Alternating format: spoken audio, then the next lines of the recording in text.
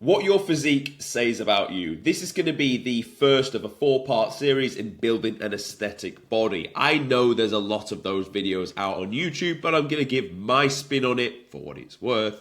And you can see and take what you like from it.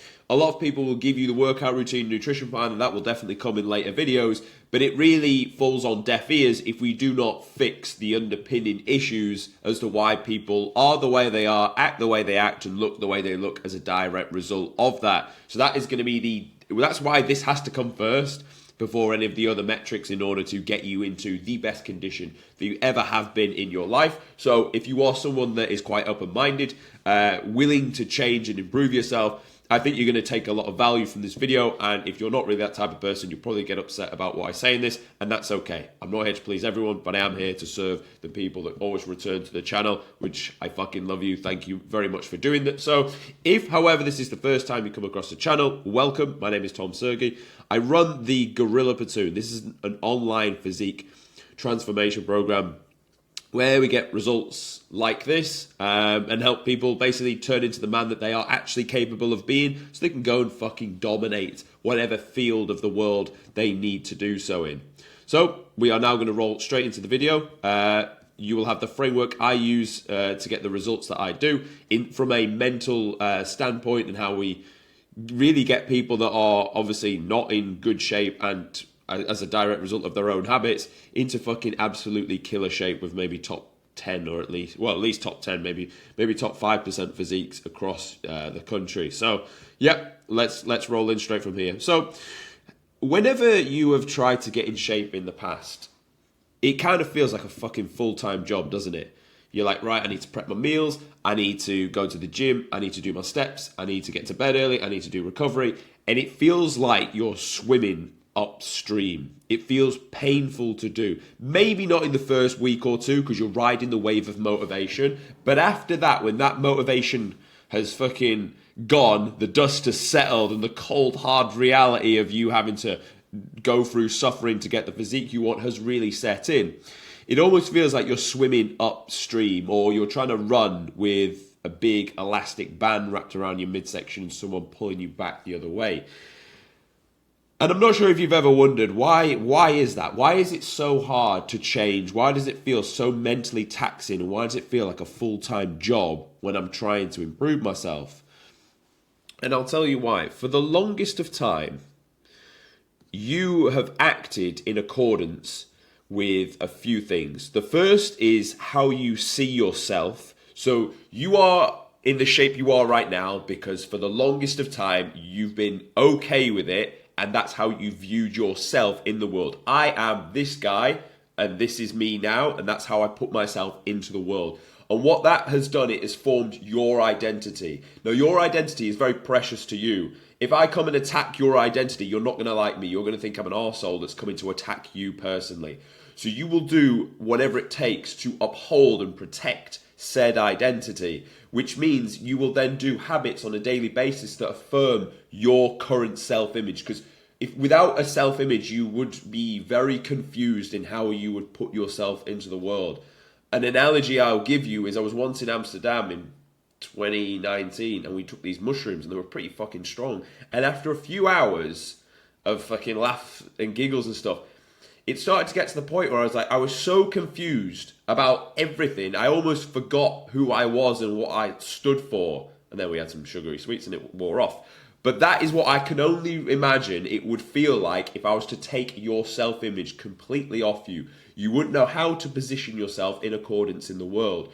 Now, another reason you are the way you are is because people have given you that identity. People see you as such a body with such attributes, and then they treat you accordingly. But they'll only treat you how you put yourself out into the world. If you're someone that operates and walks around like a human erection that commands respect, people will just serve you otherwise, because that's just how they see you. That's how they process the information, and that's how they'll serve you. Likewise, if you position yourself as this like weak loser, that life is really hard and that can't get a girlfriend, or having missus troubles and happy wife, happy life, all that bullshit, or I just can't seem to get in shape, just so busy, or just can't seem to stick to the diet. I don't know what it is, I'm just a piece of shit.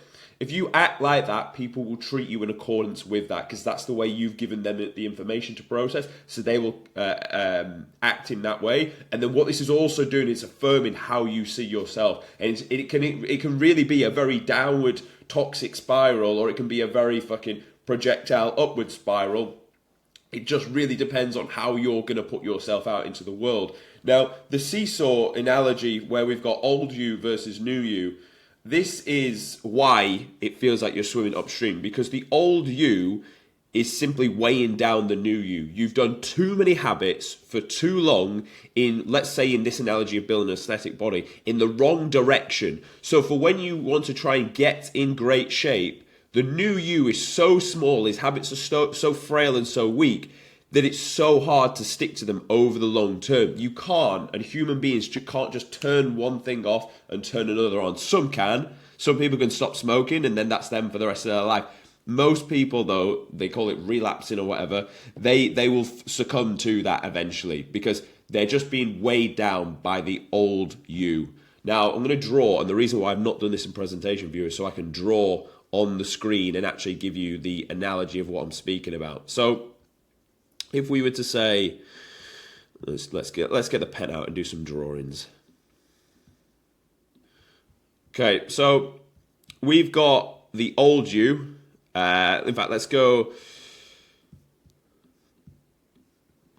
So we had the old you, and this basket can represent the old you, and this basket can represent the new you. Now, the reason why this swing is in the balance here is because for the longest of time, you have stacked rocks, and in this analogy, the rocks denote habits that affirm the way you act and see yourself. It's the staying up late, it's the eating shitty food, it's the hanging around with the loser people that like to drink pints in the pub on the weekend. Not that there's anything wrong with that, but you see where I'm going with it. It's not going to serve you towards getting an aesthetic body, is it? Like, let's be honest, the people that you should hang around with to get in that shape are probably people that were like, come play fucking sport, come let's go and summit this mountain, come let's actually go to the gym together. They're the people you want to hang around with. So for the longest of time, you've stacked bad habits. Also, like your mindset thinking, I can't build muscle, I just struggle to shed body fat. Buying protein is expensive, even though it's fucking cheaper than medicine you're going to have to buy later on. And then you've got a few good traits. You walk 10,000 steps a day. And that's it. So how we will change and really swing things in the balance is we need to trim and stack. We need to trim and we need to take out of the old basket and we need to put new habits in the new basket. It is, and you know this, it is significantly easier to stop doing bad habits than it is to form new ones. What people are trying to do, and the reason why it feels like you're swimming upstream, is you've got the old bad habits and now you're trying to put more rocks inside the new habits. And fuck me, the whole frame is just weighing a shit ton that's just unbearable for you to manage. And that's why progress essentially feels like you make a bit of progress, make a bit of progress, and then slingshot all the way back here because the thing just fucking buckled within itself. This thing here like just crashed to the ground.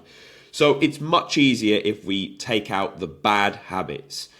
So your action step straight away from this to do is audit your day to day from the time you woke up to the time you went to bed and work out exactly what you did within those time frames. Did you get up early and make your bed, or did you get up late and just fucking crawl out your cesspit, leave it messy, and then went into the bathroom? Did you what did you eat for breakfast? Did you eat a clean, healthy meal, or did you eat some bullshit? Did you go to the gym today, or did you sack it? Did you get your steps in, or did you sit on the couch all day? Did you prep your meals, or did you let life fucking fuck you in the ass, and then that's the reason why you can't stay on plan? It's much easier if you can take out these bad habits, and it's honestly a bit of a quick fix to just stop doing them. And I know that's easier said than done, but actually, if you stop doing them and then start doing something else, that's straight, it's one in, one out. I'm not telling your brain, and I'm not telling you to stop doing things and sit there idly because you will just go back and do the thing. You need to stop doing them and then put the new thing in place. Instead of doing X, I'm now going to do Y. And that is how you're going to stack rocks in this analogy here and then swing the balance in your favor. And the new you will be this guy here, and the old you will be this guy up here, and it'll make things significantly easier for you to then start to progress towards the goal. So we've covered the first 3 points here. The next thing I wanted to mention was when you're trying to get in shape, don't think about the steps, the cardio, the training, the meal plans. They're all tactics that you do need to follow, but they're not the underpinning principle. If you ever want to achieve something quite great in life, or something that you find hard in the beginning, don't just look at the tactics. The principles is always the main foundation. Look at these as the pillars, and then the tactics is the little like bits on top that are going to just allow you to do the day-to-day. So with this, you need to actually visualize and imagine the person that you need to become in order to get to the goal that you need to. So in this analogy here, it's not about the six-pack. It's about what goes on upstairs in his brain. It's what would the 1.0 version of you be doing, and why is he still down at this point? Or what is the 2.0 version of you doing, and why is he at this point? Because it's going from A to B is not efficient. You trying to go from A to B, do you know what you trying to go from A to B will look like? It'll look like this. So you are here at goal, where you are now, you want to get to this goal here. So like it would make sense to go, all right, I'm just going to go in a straight line, and I'm going to get to the goal. But this is what will happen when you try and get to the goal. I've set the target, and we're away, and we're 2 weeks in, things are fucking great, and I've lost fucking 3 kilos, and this is amazing. And then what will happen? You want to go to the pub, it's so-and-so's birthday. You can't miss his birthday, it's his fucking birthday. Come on, man, you've been mates for years. It's like, oh, fine, I'll just have a Diet Coke. They're all drinking. Oh, okay, fuck it, I'll have 1 beer. And then you get back to it. And then a bit more progress comes on, and then Mrs. wants to do a weekend away because you're not taking away in ages. You never spent time with me, man. So that goes on, and then that reverses your progress all the way back here. And then so you're still now 4 weeks in, and you're here when you need to be up here. And if you look how bent this line is compared to where it could be, you could be around about here. Now, you then see Guy in the gym with nice traps, and you're like, oh, well, I've not programmed traps in my program, so I better program some traps in there. So I'm going to change my workout routine. I'm going to end up here.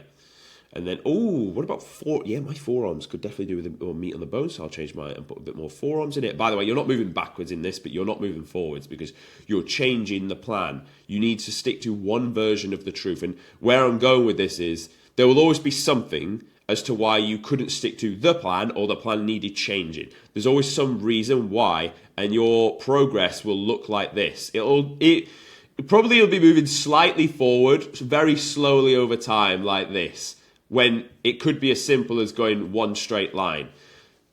And why is that? Honestly, it's because human brains get so distracted so fucking easy. And this is why I get coaching. This is where it adds weight to me coaching people, because it's really just a case of keeping them aligned and sticking to one goal.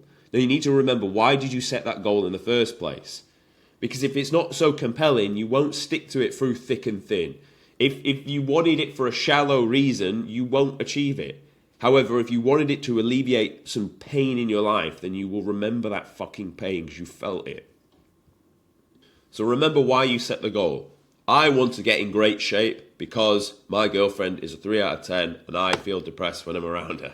That's harsh, but it's probably fucking true. Or I want to get in the best shape of my life so I can fucking dominate the competition inside my workspace because people will respect me when I'm in great shape. I want to get in good shape because right now my health is trash, and I know if I carry on the way I'm going, probably going to die 20 years earlier. And let's be honest, we're on this fucking earth, and that's the most sacred thing about life itself, is just to wake up every day and enjoy the fruits of being able to breathe, see sunlight, see other human beings. That's what life is really all about. Whatever the compelling reason you have, which was normally driven by fear to avoid pain, and that's okay because that's a very good fucking motivator, you need to remember why you've set that.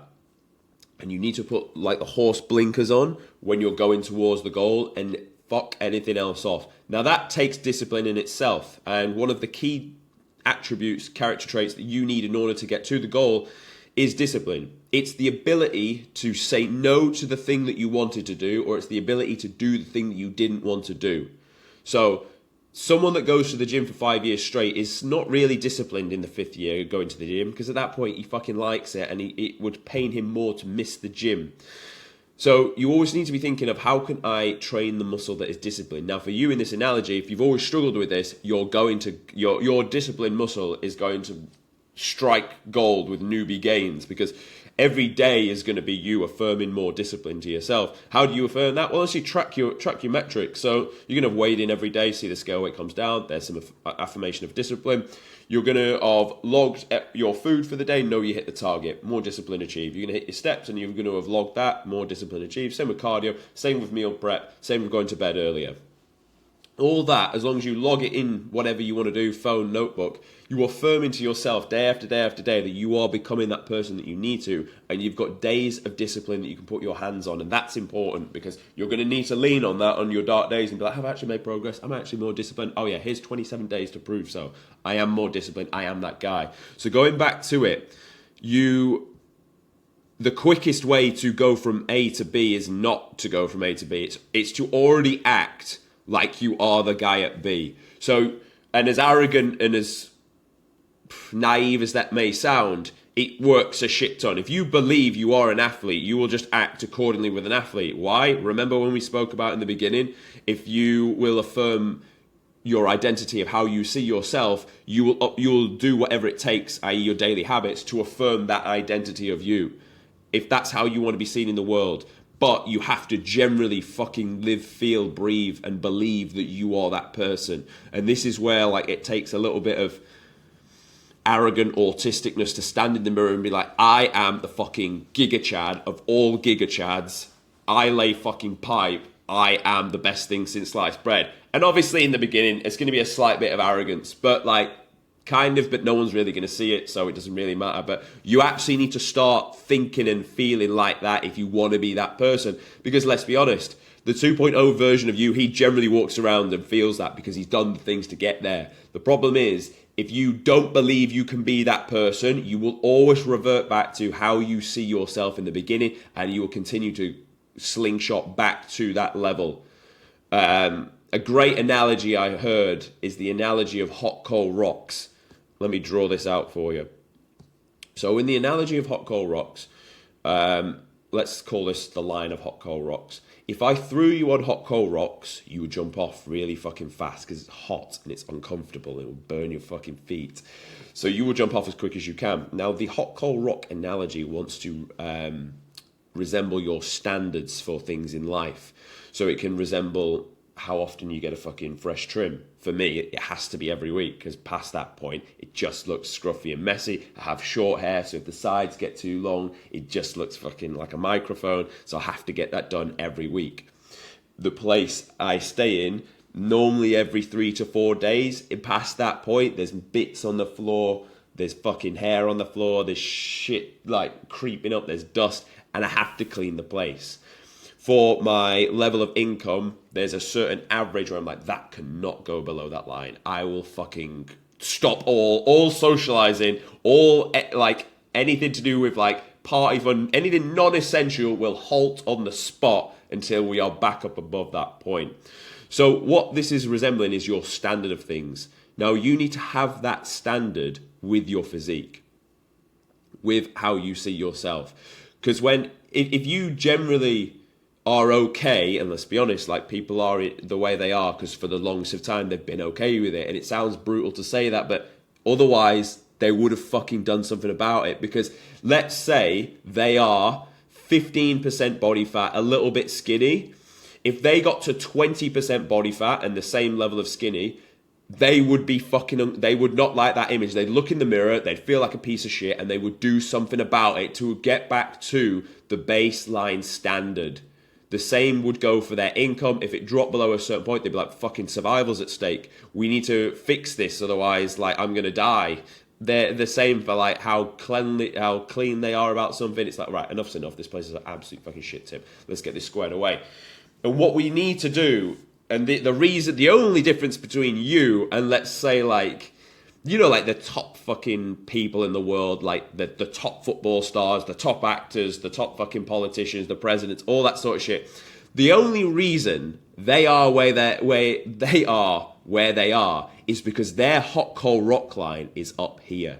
Their standard and how they view themselves is so much higher than the average person that if it were to dip down towards the average person, they would wake up in the middle of the fucking night, anxious as fuck, thinking, how can I fix this? I am not a peasant. I will not be immersed amongst the peasants. And I for sure think they believe this. I think if they're in, that top, who I'm talking about, the top tier of people, they see us as peasants. They think they want to put their foot over our throats and think, how can I stand on the peasants' throats? And they'll think deep, incessant thoughts because they didn't get that self-image for no reason. They genuinely believed, I can be the best in my field, sport, acting, comedy, whatever the fuck, singing.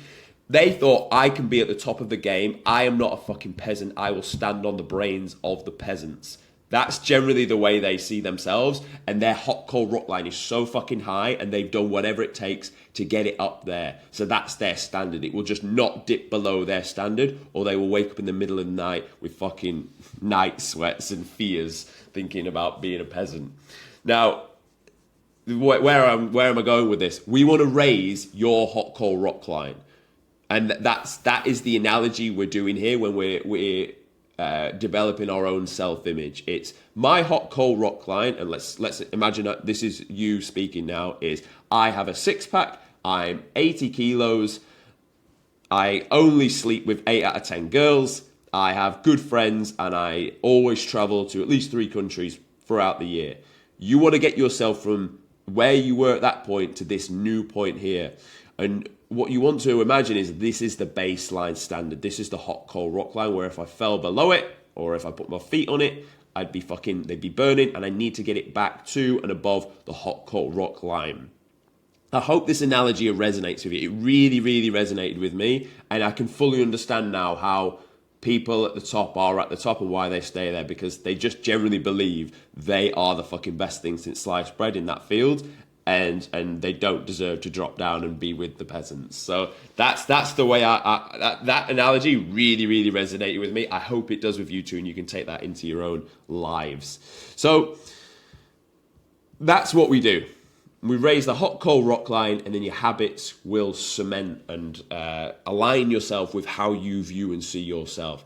So obviously in the beginning, you had to start off with a little bit of arrogance to actually get the ball moving, but not for that long, because as soon as you start doing that, for any length of time, you can then put your hands on the data and be like, no, I am this type of person. Look, here's the data to prove it. And you build on that and build on that and build on that, progressively overload that growth area of your life until you will eventually be at the 2.0 version, and that won't be enough, and you'll continue to progress to the 3.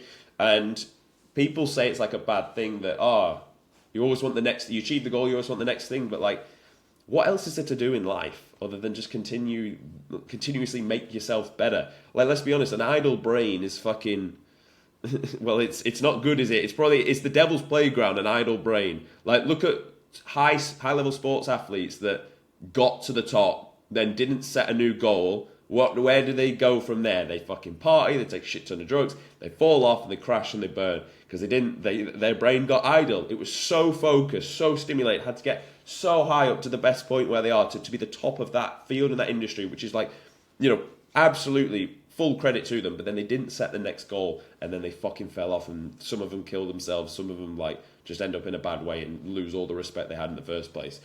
So an idle brain will not serve you. So always continue to be leveling up and never rest, because what the fuck you want to rest for? Like, you're on this earth to put some good in the world. Don't fucking sit around resting. I'm sure God is not happy if motherfuckers are sat resting, mincing. He's like, great, so this is what I created. A fucking sloth to sit around all day like a fucking pet cat. Anyway, moving on. How this works in real time. For the visualization, so I found this study quite interesting. Mind over milkshakes. Mindset, not just in nutrients, determine ghrelin response. I'm going to read it out to you. So the abstract objective, the test whether psychological satiety, fucking I can't even say that word, the satiety feeling, is measured by the gut. Ghrelin may vary depending on the mindset in which one of the approaches consume the food. So think about that. Ghrelin is the signaling of like the hunger feeling. So your mindset can change, that signal can change something actually inside the body relative to the mindset. Let's have a look at the method. On 2 separate occasions, participants consumed a 380 calorie milkshake under the presence that it was either a 620 calorie indulgent shake or a 140 calorie sensible shake, i.e. like a protein shake. Ghrelin was measured via the blood samples at 3 time points, baseline, 20 minutes, 60 minutes, and 90 minutes. During the first intervals between 20 and 60, participants were asked to view and rate the misleading label of the shake. Obviously, it was labeled, so they thought it was something else than what it was. During the second interval between 60 and 90 minutes, participants were asked to drink and rate the milkshake. Right, so the results. The mindset of the indulgence proceeded to dramatically steeper decline in ghrelin after consuming the shake, whereas the mindset of the sensibility product, a relatively flat ghrelin response. Participants' satiety was consistent when they believed they were consuming rather than the actual nutrients consumed. And the conclusion, the effect of food consumption on ghrelin may be psychologically meditated, that's not what that says, and mindset meaningfully aspects physiological responses in food, which is pretty fucked up, isn't it? This is basically saying that if you believe something is dirty, it will mess with your hormones inside your brain. But why do I put this in there? This fucking abstract thing that I can't really read, but I tried to read it to you anyway. Why do I put this in there? Because this is me trying to put into real world life, or give you a real world example of how this can be done for you. Because at the minute, maybe what I said before, and it sounds a bit all antsy-fancy. You're like, yeah, it kind of makes sense, but it's a bit like antsy-fancy. But like, here's how some scientists have actually like put this into the world. So it's a thing. It's a thing to lean on. Now, of course, you want to stack wins towards the 2.0 version of you. And for anyone new to the channel, I used to be a British paratrooper. And at one point in my career as a British paratrooper, my job was a physical training instructor inside the paras. And my job was to train recruits to get them from being a civilian to being a paratrooper, in which they would then need to pass the grueling test, which is known as P Company, probably the hardest test in the British Army outside of any SF selections. No joke. So you're turning literal vermin off the streets of the UK into fucking sky gods. Probably the biggest. I love each and every one of these results, and a lot of these boys are like you can see the cap badge of the parachute regiment on these guys. And I love those transformations to bits, but still, to this day, I believe the biggest transformation is taking these types of men and turning them into fucking paratroopers. Turning them into the 2.0 version of them. Now, what I'm going to explain is an extreme version of what I want you to apply in your own life. So, these people are taken away from their home environment. The distractions, the motherfuckers that are trying to pull them back down. They're put into a consolidated environment with other people with the same goal. So you should find other people with the same goal and hang around with those.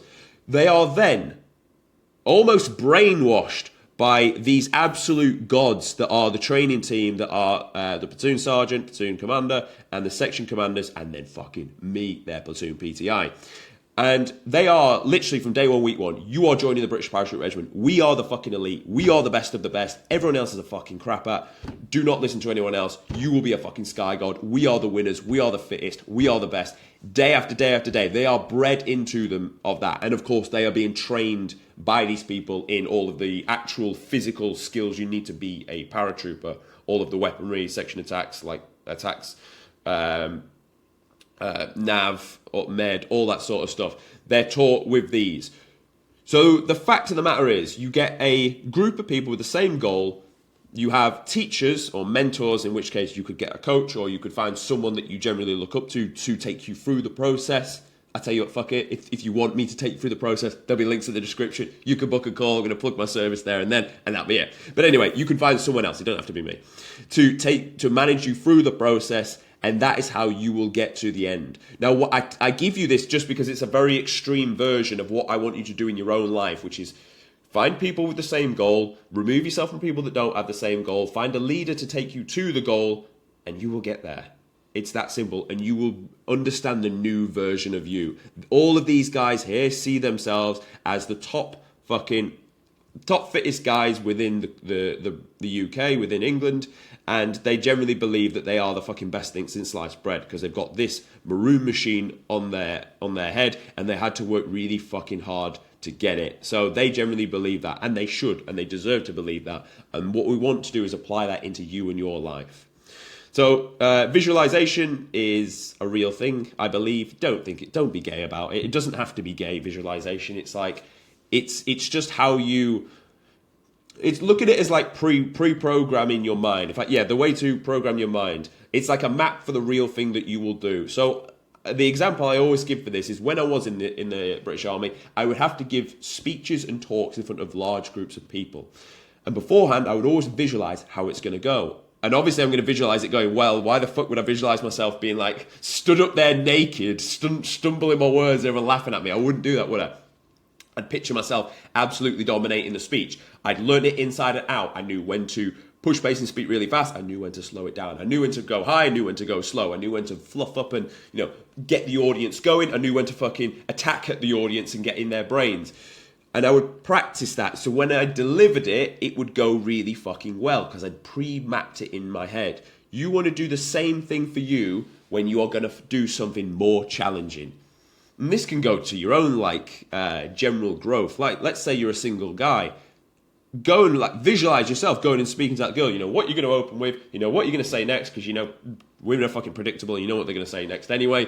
And then you feed off the back of that. You know how you're going to exit. You know how you're going to get the contact information. And you know how you're going to bounce. If you got that in your mind, you will stroll over there with fucking confidence like you've done it a million times. If you don't visualize how it's going to go and you just turn up, I tell you now, if you haven't got experience in the game, you will fuck it up. You will absolutely fuck it up. I've been through the full process. I can speak with experience. If you visualize it, it will go very, very well. And it don't have to be that hard. You go up there, you're going to terrorize her about something about her. It can be her accent, what she's wearing, where she's from, whatever the fuck you can think of. Do something like that. Find out if she's in the area and she's staying there for a while. If she says yes, ask her if she wants to hang out with you. Good. Don't fucking speak after you say that. He who speaks next at that point fucking loses.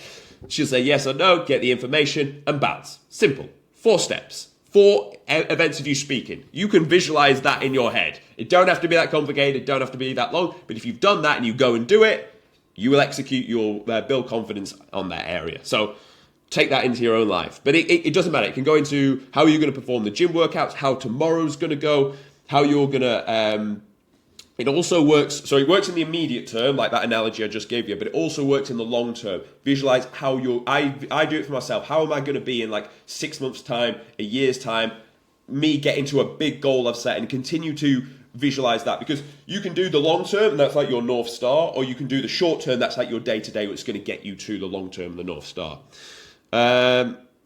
Yeah, only visualize good wins. What would the 2.0 version of you actually do? Don't visualize yourself fucking cheating on your diet because you got a little bit hungry, you little mincer. Think about what the good version of you would do. And then what you can also do is for things like workouts, and I used to do this for speeches, you can put a tune on in your head which really gets you fired up. I know you're tasting music, but you know you've got that something like that can get you going, and have that and keep it sacred and play it just before you need to. Don't play it all the time because you'll get bored of it. But before you need to deliver and get into what's known as the flow state, you've heard about sporting athletes say it when they're walking into the ring, and that's probably why the boxers pick certain tunes because it gets them going. Have your version of that, and that will set you in a good space. And then the final thing I'll say with this, your own brain is the only reason you won't get to the goal, because our brains, I don't know who fucking designed them this way, but they always like to, it's so easy for them to come up with negative shit and bullshit. So fucking easy. Anything that's gone wrong in your life, just cut it out. Don't replay it. There's no point dwelling on things that happened in the past. You have to understand that everything is your fault, but because everything is your fault, you can control it. Now, the reason I say that is I shared a room on a contract with a guy in Saudi, and the motherfucker would moan about everything. Nothing was his fault. His ex-missus is a problem. The government's a problem. Taxes are a problem. Getting another job's a problem. And it's just, and it fucking grates on you, and to the point you're just like, shut the fuck up. I don't want to hear it. And if you're that type of person, you put that energy out into the world, I'll tell you now, you will repel good people. Because I tell you now, if you've heard someone doing it to you, it repulses you when they start to speak in that way. And you're putting low level frequency out there, and you're going to get low level frequency out there. So the quickest way to stop that is just do not replay negative shit in your brain. Do not even speak it and put it out into the universe. Yeah, because this will compound in your mind and it stacks up. And then it bends who you are. Because remember, going back to the self-image thing, if you believe the world is out to get you and things are hard and success is hard and you're never going to be able to do it, you will affirm that belief. You will affirm that self-image and you will never make true progress. But if you believe, again, going back to it, you are the fucking giga-chad of all giga-chads, eventually you will be, because you will do whatever it takes to affirm that belief. So do not let life fucking bend you over, and you don't let that be your belief system. And again, don't be near people that submit to life, because they will fucking drag you straight down with them. The analogy of crabs in a bucket is a fucking beautiful thing. These type of people are crabs with the biggest of claws that will pull you back into the fucking cesspool bucket of misery. Don't let that happen to you. You deserve better for yourself than that. So that is everything I have for you in this opening video of the 4-part series lecture. And I hopefully you found it useful, because if we can set your brain up in the right way, we're going to go into the tactics in the next few videos. You're going to get to the goal. But if we don't fix this first, you're not going to get to the goal. You'll have watched this video, you'll try, and you'll fuck it up like we spoke about in the beginning here. You'll be swimming upstream. So do this work. Do the practice. Audit your life. Do the visualizations. Believe that you can be that person, and you will get to the goal. If you found this video useful, subscribe, and I will see you in the next one.